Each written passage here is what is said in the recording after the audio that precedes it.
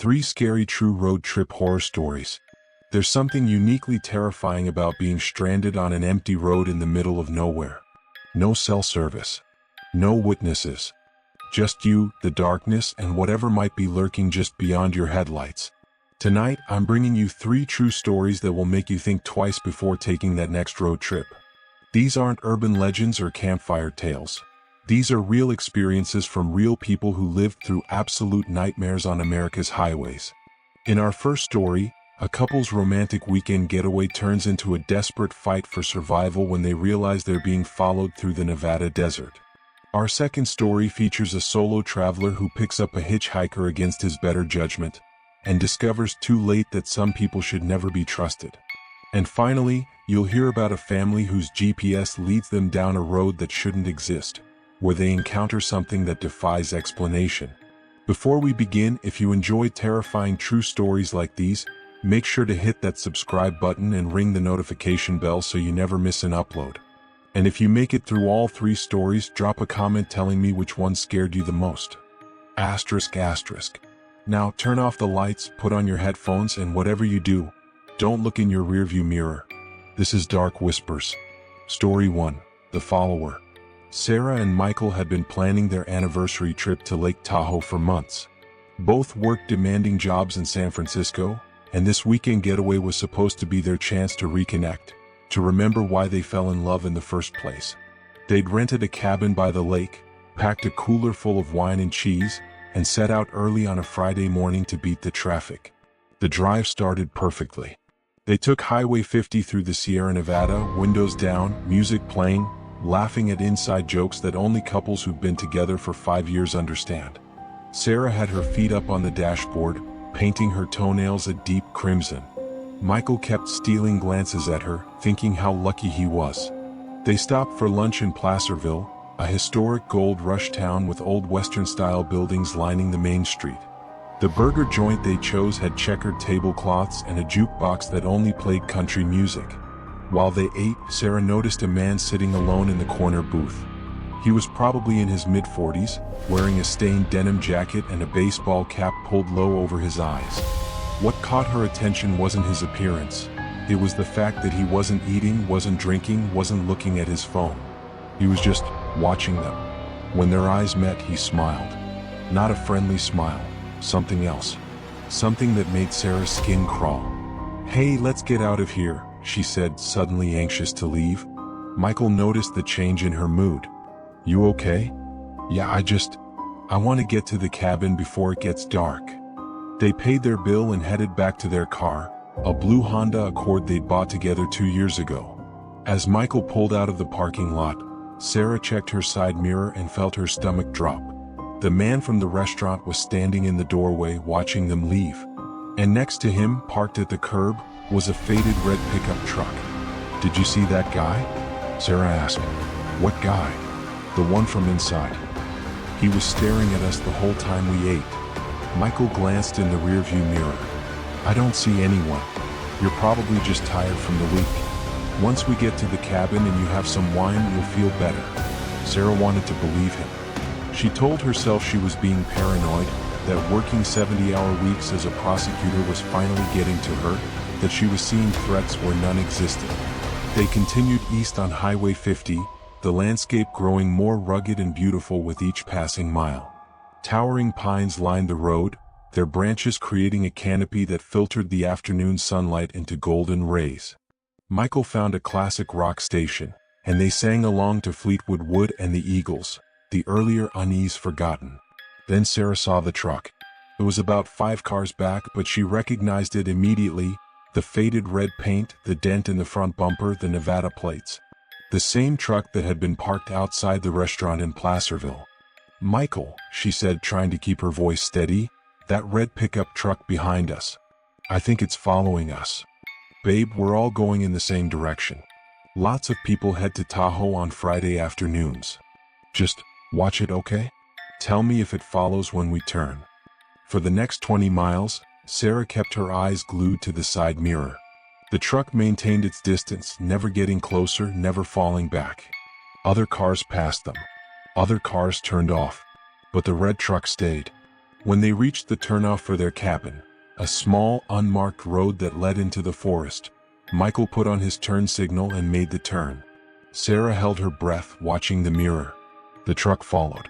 Michael, her voice cracked. He turned. He fucking turned. Okay, let's not panic. Maybe he's staying somewhere up here too. These roads all lead to cabin areas. But Sarah could hear the uncertainty in his voice. Their turnoff wasn't a main road, it was a private access road that served only a handful of remote properties. The chances of someone randomly following them down this specific route were vanishingly small. The narrow road twisted through dense forest, climbing steadily. The canopy grew thicker, blocking out more of the sunlight. It would be dark soon and they were miles from anywhere. "There's a wider spot ahead," Michael said. "I'm going to pull over and let him pass. I'm sure it's nothing, but it'll make you feel better." He slowed down and pulled to the right, leaving plenty of room for the truck to go around them. They waited, engine idling, both staring into the rearview mirror. The truck slowed down and stopped right behind them. For a long moment, nothing happened. The two vehicles sat there in the middle of the forest, alone on a road that might not see another car for hours. Sarah's hands were shaking. Michael's jaw was clenched so tight she could see the muscles working. Then the truck's door opened and the man from the restaurant stepped out.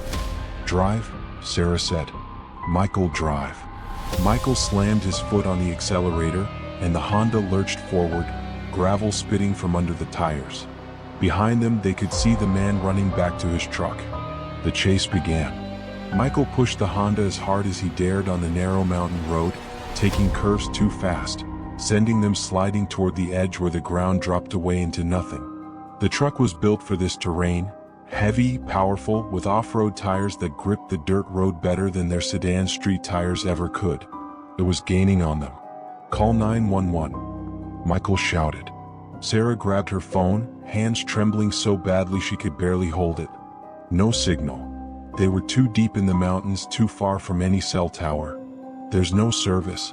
Michael, there's no fucking service." Behind them, the truck's high beams flashed on, flooding their car with blinding light. Then they felt the impact, hard enough to snap their heads back, hard enough to send the Honda fishtailing. He'd rammed them. Michael fought for control, managing to straighten out the car, but the truck was right on their bumper now, so close Sarah could see the man's face in the rearview mirror. He was still smiling. Another impact, harder this time. Sarah screamed as something in the back of the car crunched. The Honda's rear bumper was probably torn half off. If they stopped, if they crashed, if the car died. "The cabin's not far," Michael said, his voice tight with fear and concentration. "Quarter mile.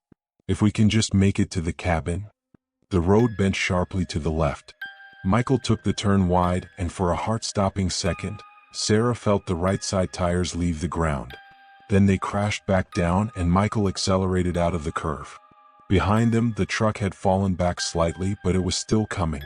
They rounded one more bend and there, through the trees, Sarah could see it. Their cabin, a small A-frame structure with a deck overlooking a ravine. But more importantly, she saw two other cars parked in the driveway of the cabin next door.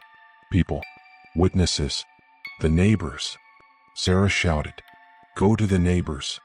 Michael didn't hesitate. He swerved into the neighbor's driveway and laid on the horn, a continuous blaring that shattered the forest quiet. He threw the car into park and they both started screaming, shouting for help, making as much noise as possible. Lights came on in the cabin.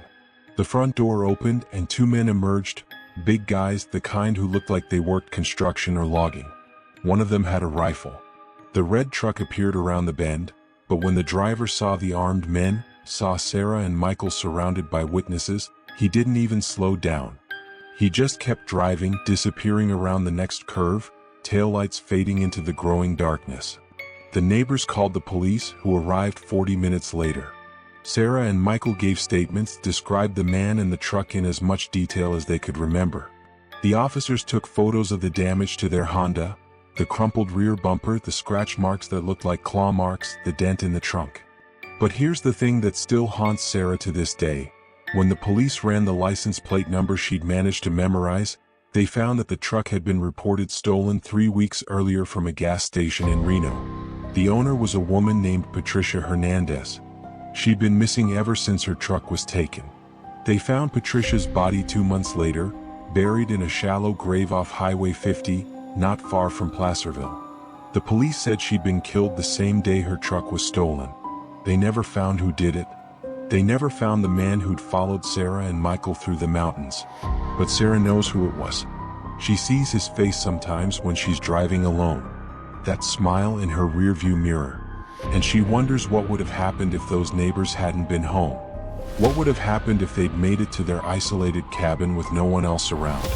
She and Michael never went back to that cabin. They never even drove through that part of California again. Some road trips you don't come back from. They were the lucky ones. Story 2, The Hitchhiker. Danny Reeves was what you might call a modern nomad. At 28, he'd rejected the traditional path of career and mortgage and family, choosing instead to live out of his converted van, traveling from state to state, picking up odd jobs, experiencing life on his own terms. He worked construction when he needed money, camped on public land when he wanted solitude, and drove wherever the road took him. In October of 2019, Danny was making his way from Colorado to Texas, taking the scenic route through New Mexico. He'd spent the previous week in Rocky Mountain National Park, had a little money saved up, and was in no particular hurry to get anywhere. The drive through New Mexico was stunning, vast desert landscapes that seemed to stretch forever under impossibly big skies, mesas that glowed orange and red in the setting sun, roads so straight and empty you could see for miles. It was late afternoon when he saw the hitchhiker. The guy was standing on the shoulder of Highway 54, just north of Carrizozo, thumb out in the classic hitchhiker pose. He looked to be in his 30s, wearing jeans and a faded black t-shirt, with a small backpack at his feet. Nothing about him screamed danger. If anything, he looked tired and hot, exactly how you'd expect someone to look after standing in the New Mexico sun. Danny had picked up hitchhikers before. He'd been one himself on occasion. He believed in paying forward the kindness that strangers had shown him. So he slowed down and pulled over. The guy jogged up to the passenger window, which Danny rolled down. "Hey man, appreciate you stopping," the hitchhiker said. His voice was rough, like he hadn't had water in a while. "Any chance you're heading south?" "I am." "Where you trying to get to?" "Anywhere down the road, honestly. Alamogordo if you're going that far."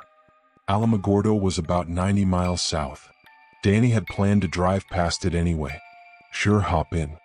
The hitchhiker, he introduced himself as Cole, tossed his backpack in the back of the van and climbed into the passenger seat. Danny noticed he had tattoos covering both arms, intricate designs that looked prison grade. But lots of people had tattoos. Didn't mean anything. For the first hour, the conversation was normal. They talked about where they'd been, where they were going, the usual road talk that travelers share. Cole said he'd been working on a ranch outside of Vaughn but got into it with the foreman and decided to move on. He was vague about where he'd come from originally, vague about where he planned to go next, but Danny didn't press. Everyone on the road had their reasons for being there, and those reasons weren't always anyone else's business. As the sun started to set, painting the desert in shades of purple and gold, Danny noticed Cole getting fidgety. He kept checking the side mirror, kept looking behind them, kept shifting in his seat like he couldn't get comfortable. "You okay, man?" Danny asked. "Yeah, you noticed that car behind us?" Danny checked the rearview mirror. There was a silver sedan maybe a quarter mile back, the only other vehicle visible on the long, straight road. "I see it." "Why?" "That car's been following us since you picked me up." Danny felt a small knot form in his stomach. "How do you know it's following us? We're all going the same direction." "Just trust me," Cole said, and there was something in his voice, an edge, a hardness, that Danny hadn't heard before.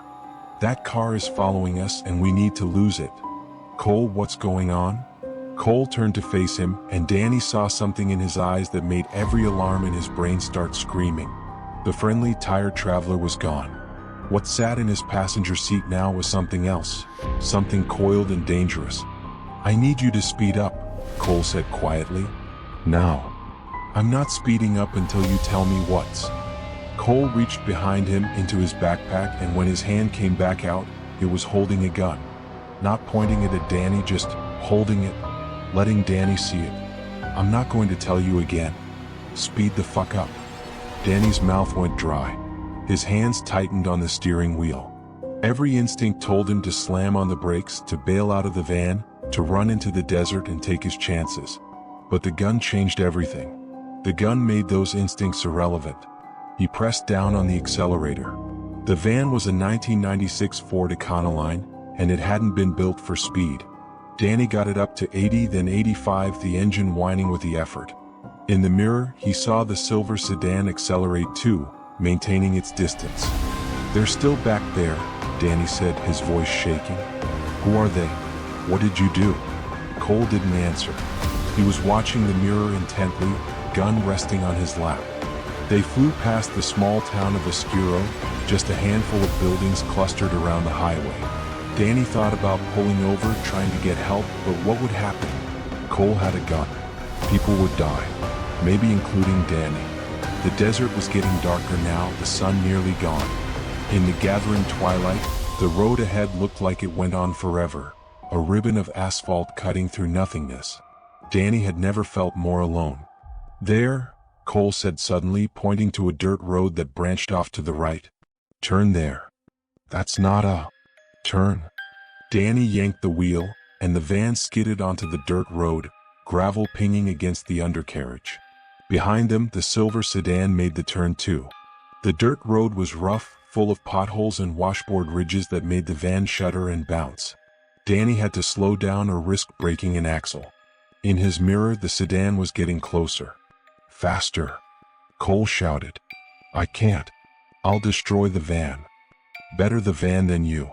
That's when Danny understood. Cole wasn't threatening him with the gun. Cole was protecting him. Whatever was in that sedan, whoever was driving it, they were the real danger. And Cole was running from them. The dirt road wound through a landscape of scrub brush and rock formations that looked like alien sculptures in the dying light. They passed the ruins of old buildings, maybe an abandoned ranch or mining operation, and then the road started to climb, getting narrower and rougher. "They're right behind us," Danny said, looking in the mirror.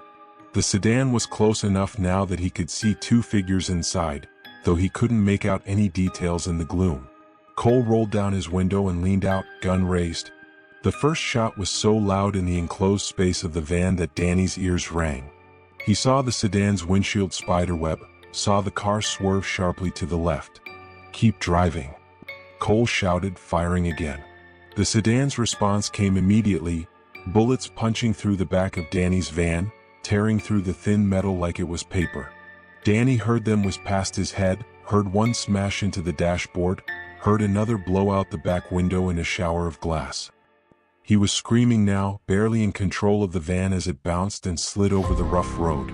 Cole fired 3 more times, the muzzle flash lighting up the darkened interior with each shot. And then, impossibly, the sedan backed off. Danny saw it slow down, saw it stop completely, its taillights glowing red in the darkness. "Did you hit them?" "Don't know, don't care. Just keep driving." They drove for another 20 minutes on that dirt road, which eventually connected to another highway. Cole directed Danny east, then south, taking random turns, clearly trying to make their route impossible to predict or follow. Finally, when they were outside a small town called Cloudcroft, Cole told Danny to pull over. Danny did, and Cole gathered his backpack and opened the door. Before he got out, he turned to face Danny one last time. "What you saw tonight didn't happen," Cole said. "You didn't pick up any hitchhiker. You drove straight through to wherever you're going. You understand?" Danny nodded, unable to speak. "Those people in that car, they're not the kind of people you want interested in you. They're not the kind of people who leave witnesses. So you didn't see anything, and you're not going to tell anyone anything. Right?" "Right," Danny managed to whisper. Cole studied him for a long moment, then seemed satisfied. He reached into his pocket and pulled out a roll of bills, hundreds, at least $2,000. "For the van and for keeping your mouth shut." He dropped the money on the passenger seat and was gone, disappearing into the darkness like he'd never been there at all. Danny sat there for a long time, shaking, trying to process what had just happened. Eventually, he drove to the nearest gas station, where he used the bathroom to splash cold water on his face and try to stop his hands from trembling. He examined the van and the parking lot lights, bullet holes in the back door, the shattered rear window, damage that was going to be hard to explain. He thought about calling the police. But what would he tell them? That he'd picked up a hitchhiker who'd gotten into a gunfight with mysterious pursuers? That the hitchhiker had paid him $2,000 for his silence? And what if Cole was right? What if the people in that sedan were the kind who made problems disappear? Danny never reported what happened. He used Cole's money to get the van fixed at a sketchy body shop in El Paso, the kind of place that doesn't ask questions. He tried to convince himself that it had been some kind of drug deal gone wrong, or maybe Cole was running from an abusive ex, or maybe it was a case of mistaken identity. But late at night, when he's alone in his van in some parking lot or rest stop, Danny thinks about something else. He thinks about how fast that sedan had been on them, how it had known exactly where they were. He thinks about Cole's tattoos, the kind that are earned in very specific places. He thinks about the precision of those gunshots, the way Cole had moved and acted like someone with training. And he wonders if maybe Cole wasn't running from criminals at all. He wonders if maybe Cole was a criminal, and the people in the sedan were law enforcement. Or worse, maybe Cole was law enforcement and the people in the sedan were something else entirely. He never saw Cole again. But about 6 months after that night, Danny was scrolling through news articles and came across a story about 3 bodies found in the desert outside of Carrizozo, New Mexico. 2 men and a woman, all shot execution style, all with connections to a drug cartel operating out of Juarez. The article mentioned that authorities believed the killings were related to a witness who disappeared from federal protection 2 days before Danny picked up that hitchhiker. Danny closed the article and never searched for information about the case again. Some rides you're better off not knowing who you're helping. Some people are running from things you don't want to know about. And sometimes, the only difference between being a good Samaritan and being an accomplice is a matter of perspective. Danny still picks up hitchhikers occasionally. But now he looks at their hands first, checking for calluses, scars, or other signs of who they might really be. And if he gets a bad feeling even for a second, he doesn't stop. The road has taught him that kindness and survival sometimes require different choices. And he'd rather feel guilty for driving past someone than wonder if the person in his passenger seat is about to make him part of a story no one should have to live through. Story 3: The Road That Wasn't There. The Patterson family had been looking forward to their summer vacation for months. Tom and Jennifer Patterson, along with their 2 kids, Emma, who was 12, and Ben, who was 9, were driving from their home in Minneapolis to Yellowstone National Park. It was supposed to be the trip of a lifetime, 2 weeks exploring one of America's most beautiful natural wonders, staying in cabins, hiking trails, seeing wildlife. They'd left early on a Saturday morning, planning to make it to western Montana by evening, then continue into Yellowstone the next day. Tom was driving their Chevy Suburban, Jennifer was navigating using the GPS on her phone, and the kids were in the back, Emma reading and Ben playing on his tablet. Everything was going smoothly until they were somewhere in the middle of Montana, on Interstate 90, about an hour past Billings. Jennifer's phone, which had been working fine all morning, suddenly lost its GPS signal. "That's weird," she said, tapping the screen. "We should have service out here." "Use the car's GPS," Tom suggested. Jennifer switched to the vehicle's built-in navigation system, entered their destination, and waited for the route to calculate. When it did, something strange happened. Instead of telling them to continue west on I-90, which they both knew was the correct route, it instructed them to take the next exit. "That can't be right," Jennifer said. Tom looked at the upcoming exit sign. Exit 78, Old Highway 312. He'd never heard of it. "The GPS is probably just recalculating," he said. "Let's skip this exit and it'll fix itself." But as they passed the exit, the GPS immediately started recalculating, and when it finished, it gave them the same instruction. "Take the next exit," which was now exit 82, Old Highway 200. "This is insane," Jennifer said. "It keeps trying to get us off the interstate." Emma leaned forward from the back seat. "Maybe there's construction or an accident ahead." Sometimes the GPS knows things before we see signs. It was a reasonable explanation. Tom decided to trust the technology. At exit 82, he turned off the interstate onto Old Highway 200. The change was immediate and unsettling. One moment they were on a modern interstate with regular traffic, gas stations, and billboard advertisements. The next, they were on a two-lane highway that looked like it hadn't been maintained in decades. The asphalt was cracked and faded, weeds growing through the brakes. There were no other cars, no buildings, no signs of civilization. Just endless fields of dry grass stretching to distant mountains. "This doesn't look right," Jennifer said quietly. "It's fine," Tom replied, though he didn't sound convinced. "The GPS knows what it's doing. This must be a shortcut." But the GPS wasn't showing a map anymore. The screen had turned blue, with just a white arrow pointing forward and a distance counter that kept decreasing. No street names, no indication of where they were or where they were going. Just forward and a number that counted down. 3 miles. 2 miles. 1 mile. "Tom, I don't like this," Jennifer said. "Let's turn around." "Turn around and go where?" "We don't know how to get back to the interstate from here." It was true. They'd made several turns following the GPS's instructions, and the landscape all looked the same. Fields and distant mountains with no landmarks to navigate by. 0 miles. The GPS made a soft chime and the screen went black. "What the hell?" Tom tapped the screen, but it stayed dark. He tried the radio, static on every station. Jennifer checked her phone, no service, and the screen kept freezing when she tried to use it. "Both devices at the same time?" Jennifer's voice had risen. "Tom, something's wrong. We need to turn around right now." But as Tom looked for a place to turn the Suburban around on the narrow highway, Emma shouted from the back seat. "Mom, Dad, look." Ahead of them, maybe a quarter mile down the road, there was a town. It had appeared out of nowhere. One moment there'd been nothing but empty highway, and the next there were buildings. A main street with shops, houses, what looked like a gas station. It was like driving through a wall of invisible mist and suddenly being somewhere else entirely. "Where did that come from?" Ben asked, his game forgotten.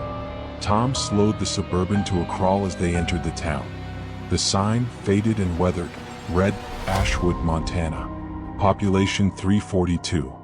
Something was very wrong with Ashwood. The buildings were old, that vintage Americana style from the 1950s or 60s, but they were in perfect condition. Not restored, not renovated, they looked like they'd been frozen in time. A drugstore with old-fashioned lettering on the window. A diner with a neon sign that wasn't lit. A movie theater advertising films that Jennifer vaguely remembered from her childhood. But there were no people. The streets were empty. The shops were dark. And everything, the buildings, the street, the sidewalks, everything was covered in a thin layer of dust that gave the whole town a gray, lifeless appearance. "This is a ghost town," Emma said, "like in the cowboy movies." "Ghost towns don't have streetlights," Tom said, pointing to the poles lining the main street, each topped with old-style lamps. "Or power lines." He was right. The town had infrastructure, had clearly been occupied relatively recently. But where was everyone? "Let's just drive through and get back to the highway," Jennifer said, her hands clasped tightly in her lap. Tom accelerated slightly, eager to leave this unsettling place behind. But as they reached what should have been the far edge of town, the road simply ended. Not at an intersection, not at another highway. It just stopped, transitioning from asphalt directly into a field of tall grass that stretched to the horizon. "What the?" Tom stopped the car, staring in disbelief. "Turn around," Jennifer said firmly. Tom, turn around now. He threw the Suburban into reverse and backed up, then did a three-point turn in the middle of the empty street. They drove back through the town the way they'd come, past the silent buildings, past the theater and the diner and the gas station. But when they reached where they'd entered Ashwood, they found the same thing. The road ended. The highway they'd driven in on was gone, replaced by more of that endless grass field. They were trapped. "This isn't possible," Tom said, his voice shaking. "Roads don't just disappear. Towns don't just." "Tom," Jennifer interrupted, pointing at something ahead of them. "The diner. The lights are on." She was right. The neon sign above the diner, which had been dark minutes before, was now glowing red and blue, illuminating the dust-covered windows. And inside, movement. They could see shadows moving behind the glass. "Someone's there," Emma said. "Maybe they can help us." Every instinct Tom had screamed at him not to go into that diner, but what choice did they have? They couldn't drive through solid fields, and they had maybe half a tank of gas left. They needed help, needed answers, needed to figure out where they were and how to get back to reality. He parked the Suburban in front of the diner and the family got out. The air outside was strange, too still, too quiet, and it had an odd smell like old paper and copper. The diner's front door was unlocked. A bell chimed as they pushed it open, a cheerful sound that was completely at odds with the atmosphere. Inside, the diner looked like something from a time capsule. Red vinyl booths, a long counter with chrome-trimmed stools, a jukebox in the corner, black and white checkered floor. Everything was clean but covered in that same layer of dust. And sitting in the corner booth were people. There were 5 of them, 3 men and 2 women, all wearing clothes that looked vintage but not costume-like. They were eating, or at least making the motions of eating, raising forks to their mouths, holding cups of coffee. But their movements were wrong, too slow, too deliberate, like watching a film at half speed. When the Pattersons entered, all 5 turned to look at them in perfect unison. "Hello," one of the women said. Her voice sounded like it was coming from very far away, even though she was only 15 feet from them. "Are you lost?" Tom's throat was dry. Yes, we're lost. We were on I-90 and our GPS led us here, and now we can't find our way back to the highway." The 5 people in the booth exchanged glances. Then the woman spoke again. "You followed the road." "Yes, You shouldn't have done that. People who follow the road end up here. And people who end up here." She trailed off looking sad. "They don't usually leave." "What do you mean?" Jennifer demanded, pulling her children closer to her. "What is this place?" One of the men stood up. He was tall, maybe 50 years old, wearing slacks and a button-up shirt that might have been fashionable in 1965. When he moved, that same wrong slowness was there, like he was moving through water. "Ashwood isn't on any map," he said. "It used to be a long time ago. But something happened here back in '67. There was an accident at the government facility outside of town. They were testing something, we don't know what. All we know is there was a bright light and a sound like the world tearing in half, and when it was over..." He gestured around the empty diner. "Everyone in town was gone. Except us. We can't leave, but we can't die either. We just exist. And sometimes the road appears and it brings people here. People like you." "That's insane," Tom said. That's not possible." "And yet," the woman said gently, "here you are." Ben started crying. Emma was pale, her hand gripping her mother's arm so tightly her knuckles were white. "How do we leave?" Jennifer asked, her voice barely above a whisper. The 5 people looked at each other again, that uncanny synchronization that made them seem less like individuals and more like parts of a single organism. "Most people don't," the tall man said. "Most people stay here in Ashwood forever. Like us.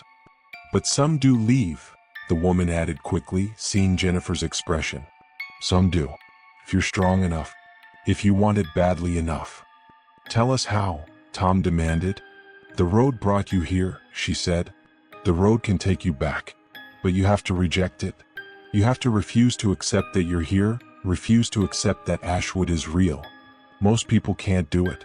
It's too strange, too frightening, and their minds accept the reality we're giving them. But if you can hold on to your certainty that this isn't real, that Ashwood doesn't exist, that it's impossible, if you can maintain that certainty completely, then the road will release you. That's it," Tom said. "We just don't believe in it?" "Belief is more powerful than you know," the man said. "This place exists because people believe in it, because they accept it as real. Stop believing and it has no power over you." Jennifer understood first. "Don't look at them," she told her family. "Don't listen to anything else they say. We're leaving. Right now." She grabbed Emma and Ben and started pushing them toward the door. Tom followed, and as they reached the exit, the woman called out one more time. "Whatever you do, don't stop. If you stop, if you hesitate, you'll never leave. Just drive and don't look back. They piled into the Suburban, Tom fumbling with the keys, his hands shaking so badly he could barely get the key in the ignition. Behind them, through the diner window, they could see more of those shadowy figures gathering, pressing against the glass, watching them with faces that weren't quite human anymore. The engine roared to life. Tom threw it into drive and slammed his foot on the accelerator. "This isn't real," Jennifer said, her voice firm despite the terror in her eyes. "Ashwood isn't real. It doesn't exist. It's impossible." "It's not real," Emma repeated, squeezing her eyes shut. "It's not real." Tom drove straight toward where the road had ended, where the field of grass had blocked their way. Every instinct told him to brake, to turn, to avoid crashing into nothing. But Jennifer's hand found his on the steering wheel, steadying him. "Don't stop," she whispered. "It's not real." The grass rushed toward them and Tom closed his eyes. They felt impact, a strange, soft resistance like pushing through a soap bubble, and then suddenly the Suburban was lurching and bouncing, and Tom opened his eyes to find they were driving on rough gravel. He slammed on the brakes and they skidded to a stop. They were on a dirt access road beside Interstate 90. In the distance they could see cars and trucks moving along the highway, completely normal traffic on a completely normal afternoon. Behind them there was nothing but empty Montana landscape. No town, no buildings, no Ashwood. Jennifer checked her phone. Full service. The GPS loaded normally, showing them exactly where they were, showing Interstate 90 just 100 yards away. Tom checked the Suburban's navigation system. It was working perfectly, as if it had never malfunctioned. "Did that?" Ben started but couldn't finish the sentence. "No," Jennifer said firmly. "Nothing happened. We took a wrong turn, got confused, found our way back. That's all." But they all knew better. They all knew what they'd seen, what they'd experienced. The town that shouldn't exist. The people frozen in time. The roads that appeared and disappeared. Tom drove them back to the interstate, and they continued west toward Yellowstone. Nobody spoke for the next hour. They didn't talk about what had happened in Ashwood. They didn't try to rationalize it or explain it away. But that night, when they stopped at a motel in Bozeman, Jennifer did some research on her laptop. She searched for Ashwood, Montana, and found nothing.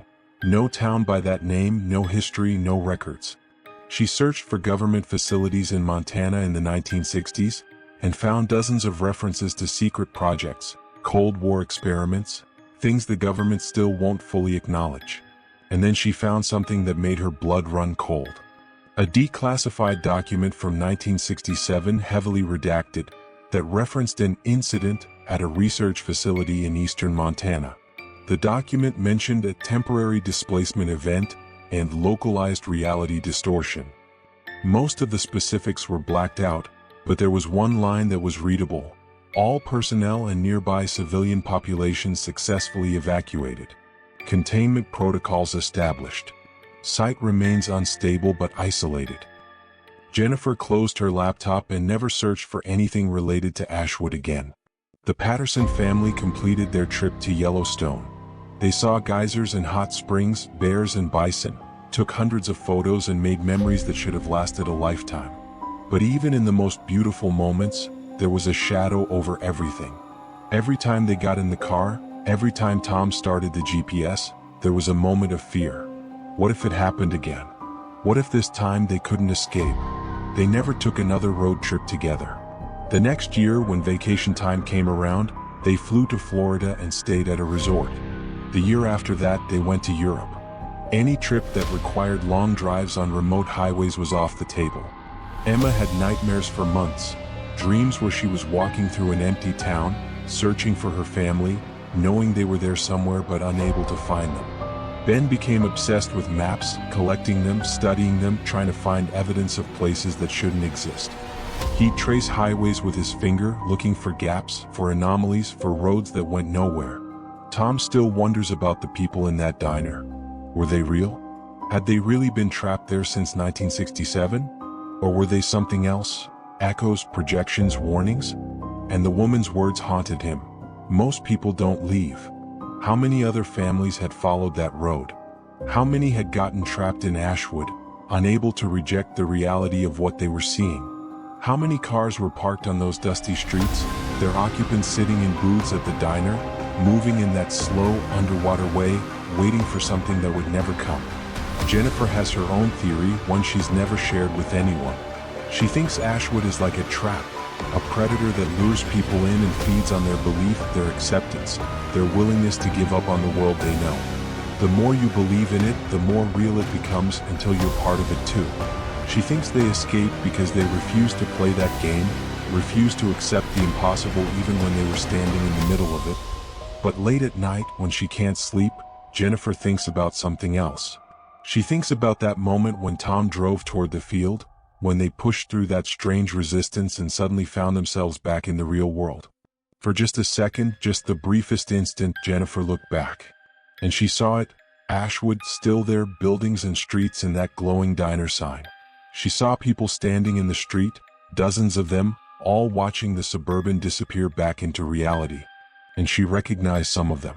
They were wearing modern clothes. They were young, middle-aged, old, people from different eras, different times. People who'd followed the road. People who'd ended up in Ashwood and never left. Jennifer tells herself she imagined it, that it was just a trick of light and fear and adrenaline. But she knows the truth. Ashwood is still out there, somewhere. The road still appears on GPS systems, still leads travelers to that impossible town. And most people who follow it don't have the strength, the certainty, the sheer stubborn denial that it takes to escape. The Patterson family was lucky. They got out. They survived. But they'll never forget the town that wasn't there, the road that shouldn't exist, and the thin line between the world we know and the world that waits just beyond the boundaries of possibility. If you're ever driving through Montana, through those long stretches of empty highway, and your GPS tells you to take an exit you've never heard of, to follow a road that doesn't look right, don't. Stay on the interstate. Trust your instincts instead of your technology. Because sometimes the shortcuts aren't shorter. Sometimes they lead to places you can't come back from. And if you do find yourself in a town that's too empty, too quiet, too wrong, don't stop. Don't accept it. Don't believe in it. Just drive, and pray that your disbelief is strong enough to break whatever hold that place has on you. Because Ashwood is patient. It's been waiting since 1967, and it'll wait for decades more. It has all the time in the world. And sooner or later, someone will follow the road, will see the town, will stop their car and accept that they're really there. And when that happens, Ashwood will have another resident. Another shadow moving in slow motion through a frozen moment in time. Another person who'll sit in that diner, telling the next terrified travelers that most people don't leave. But some do. If you're strong enough. If you want it badly enough. If you can hold on to the absolute certainty that impossible things don't exist, even when you're standing in the middle of one. Closing. 3 stories. 3 encounters with the unknown on America's highways. 3 reminders that the road is full of dangers we never anticipate. Sarah and Michael thought they'd escaped a stalker, only to learn their pursuer might have been a serial killer who was never caught. Danny Reeves learned that picking up the wrong hitchhiker can put you in the middle of something deadly, and that some stories are safer left untold. And the Patterson family discovered that not all places exist on maps, and not all roads lead home. These stories are real. The people in them are real. And somewhere out there, on a dark highway in the middle of nowhere, someone else is about to have an experience that will haunt them for the rest of their lives. If these stories kept you up at night, make sure you're subscribed to Dark Whispers so you never miss another terrifying tale. Hit that like button if you enjoyed the video and drop a comment telling me which story scared you the most, or better yet, share your own road trip horror story. You never know, it might end up in a future video. And remember, the next time you're driving alone at night, check your mirrors. Pay attention to who's around you. Trust your instincts, because the scariest stories are the ones that could happen to anyone, anywhere. This has been Dark Whispers. Drive safe out there. And whatever you do, don't pick up hitchhikers.